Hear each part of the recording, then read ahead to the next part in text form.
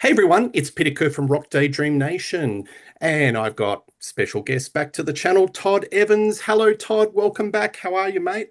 Hey, very good. It's good to be here. How are you doing? I'm doing well, doing well. Good. And the reason for today's show is that The Cure, about a week ago, dropped a new song from the forthcoming album, which is Songs of a Lost World, in November. First album in 16 years. So it's long overdue, Todd. And Yeah. I thought it was a good opportunity to get Todd on the channel. And let's just have a quick chat about our initial thoughts on the song and maybe a sort of get a semblance of the direction where the album may go. So without further ado, Todd, hit me with it. What do you think of the song? Well, I heard this song. I saw The Cure did two shows in the city closest to me, which is Atlanta, Georgia, on the last tour, and I saw the first one. I Yep. think it was the first one, maybe it was the second one, but they Mm, opened with this song. And so I've heard it before, and I watched a couple of videos. There were a lot of YouTube videos going around at the time of this song. mm, And I'm going to tell you well, first of all, I'm my impressions of the song are 200% positive. Um, there are a couple of things about it that I really love. The first thing, and I think this is the thing that hit me the first, is that I have always been saying that as much as I admired Jason Cooper as the drummer, which has been he's been the Cure's drummer since Wild Mood Swings, I always felt like his playing wasn't simple enough, and there was a little too much metal. Like, there are some songs on Wild Mood Swings where I'm like, it's Jason, it's not Led Zeppelin. yep. It's the Cure. Simpler, simpler. It's supposed to be like boom, boom, boom, boom, boom. It's supposed to be very, very slow it down and relax, almost laid back a little bit. Yep. And he's gotten better and better. And the more I hear of him, I think his playing on Blood Flowers is much, much better. But on this song, on Alone, it's absolutely perfect. It sounds like you're listening to one of the classic Cure songs on the. Have you ever seen the film The Cure in Orange? It sounds like those songs sound in the Cure in that film, The Cure in Orange, which I think was made around Head on the Door, Kiss Me, Kiss Me, Kiss Me, somewhere in that Yes. timeline. But yeah, so I think the drums are absolutely perfect. The production is this guy named it's Robert Smith and this guy named Paul Corkett. And Paul Corkett was the engineer on Wild Mood Swings, and he and Robert Smith always got along really well.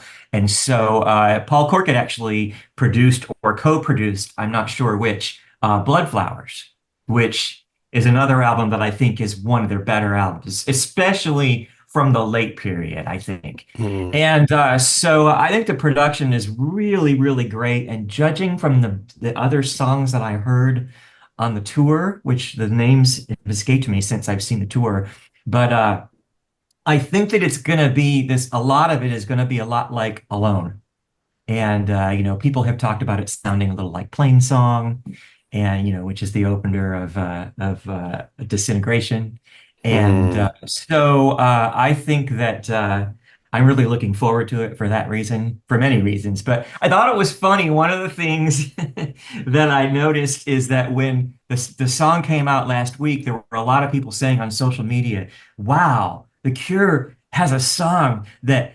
He doesn't even start singing until 321. Like that was like a big deal. And I was like, prog and black metal have entered the chat. Um, that's actually not that unusual, but I guess if you just listen to a lot of mainstream rock music, I guess that is unusual. But the kind of music that I listen to, I wasn't completely surprised. I think the first time I heard it, I may have said to myself, I wonder when he's going to start singing. But it's Yeah, not really that unusual.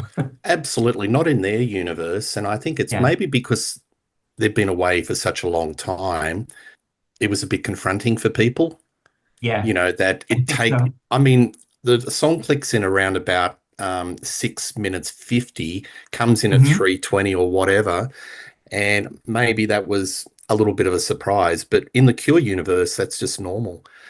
I Yeah. think it's really interesting. I'll do a bit of a counterpoint to what you've said with the drums. I love it. So it's a snare. bass, no hi-hat, and a Hmm. little bit of a cymbal crash here and there. Yeah. That's the first thing that sort of hit me when I was listening to the song. I'm thinking, Yeah. the drumming, it's back to the classic Cure sound, back to the early 80s. I'm talking about Pornography. Yeah.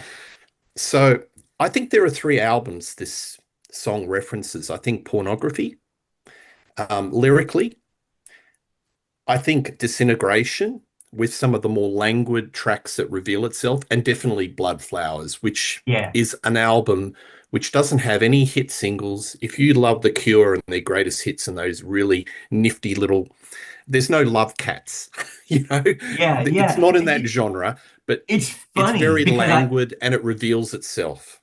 yeah, I did a Contrarians episode a couple of years ago where we all picked our top three Cure albums, and I picked Wish as number one, which was controversial, followed by Disintegration at number two, and followed by Blood Flowers at number three, and it was just shocking that I picked Blood Flowers over Kiss Me, Kiss Me, Kiss Me, but I was just Yeah, like, I gotta be honest, I've been listening to this nonstop for a couple of weeks, and it the more I listen to Blood Flowers, the more it moves up yeah. up the I think it's a rankings. song that reveals itself like the film clip. Now, the film clip, when you Yeah. first see it, you think, okay, it's like an asteroid and it's turning Hmm. around.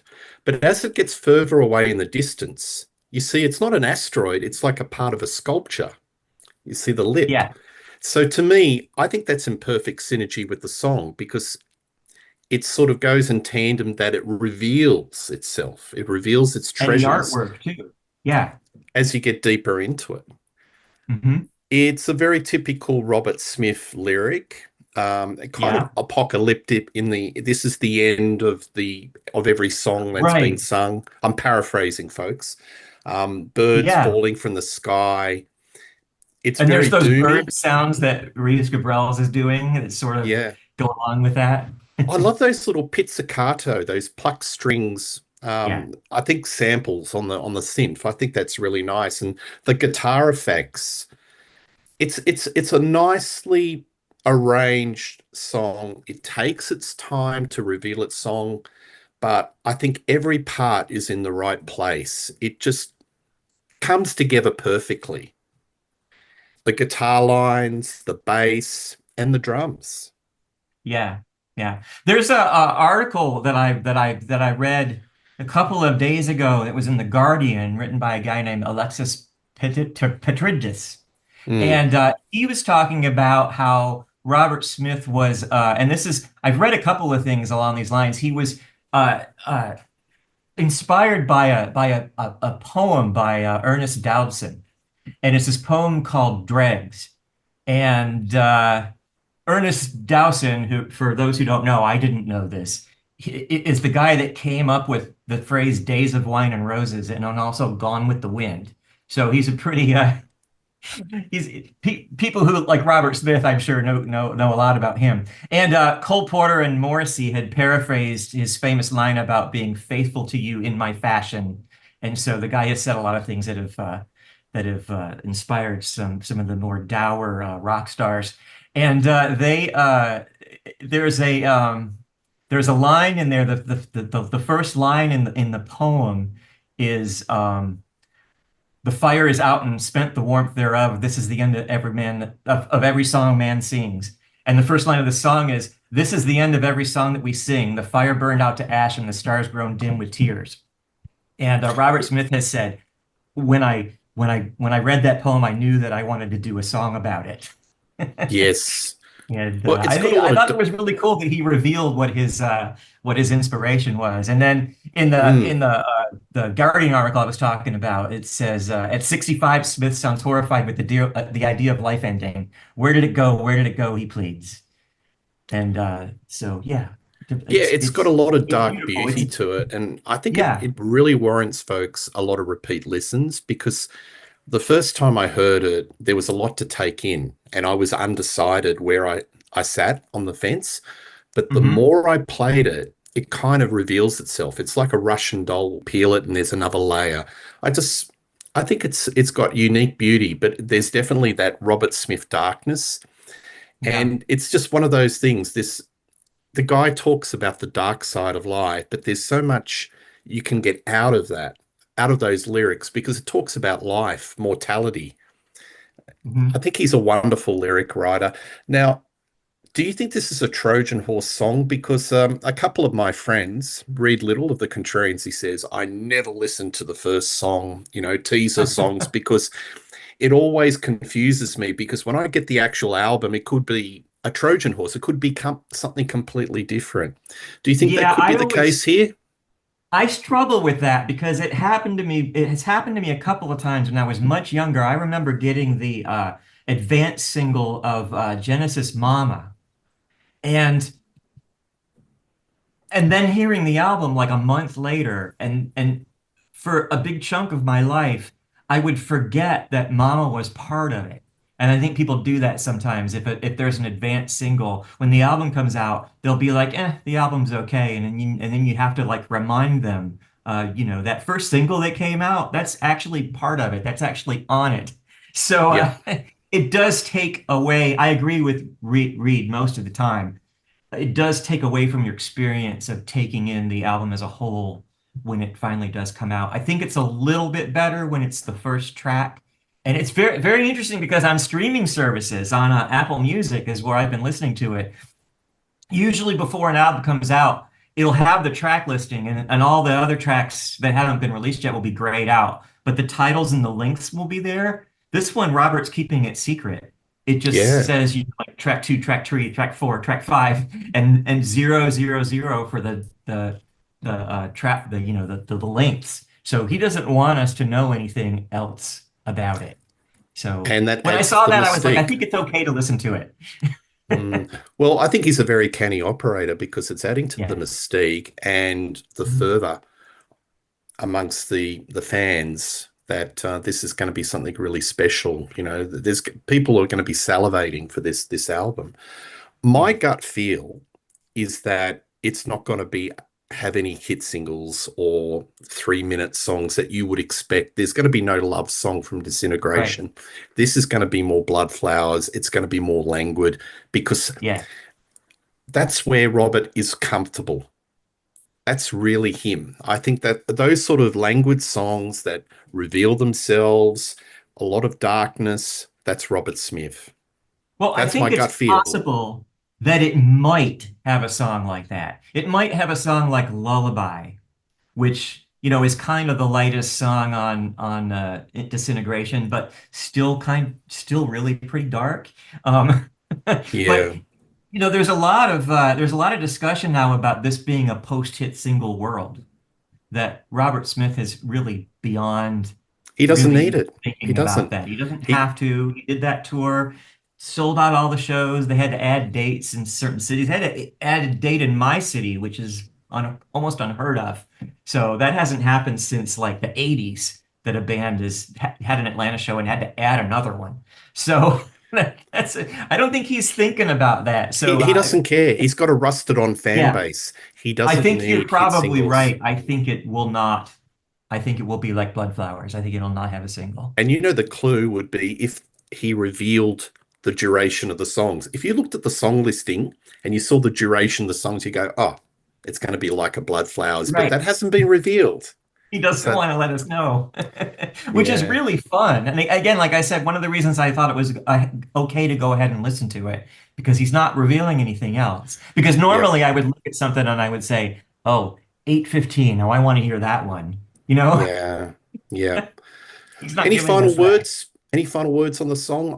I guess what I want to, my final word is it's an ethereal, spacey.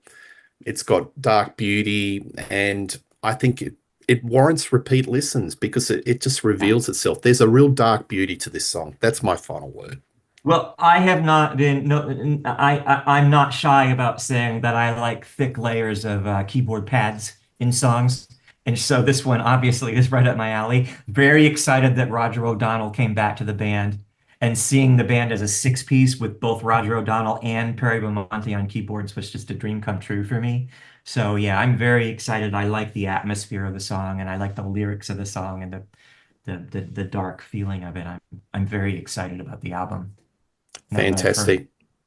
Todd, wonderful to have you on the show for this Thanks. impromptu just get together. It's just a quick sort of analysis of what you think of the song, and I'd love to get you back on the channel when the album drops Oh, because absolutely. I'm really looking Sure. forward to, 16 years is a mighty long time. So It is. looking forward to that. You can see Todd on various channels. Just put Todd Evans into YouTube, and he's a friend to this channel. And we've got plenty of shows lined up in 2024, Mhm. 25, and beyond. So please check it out. Please like and subscribe to Rock Daydream Nation. Tell us what you think of this song. And yeah, look out for the new Cure album. 16 years, long time. Nice to here's some new material. All right. Yeah, Have a good absolutely. Thank night and cheers.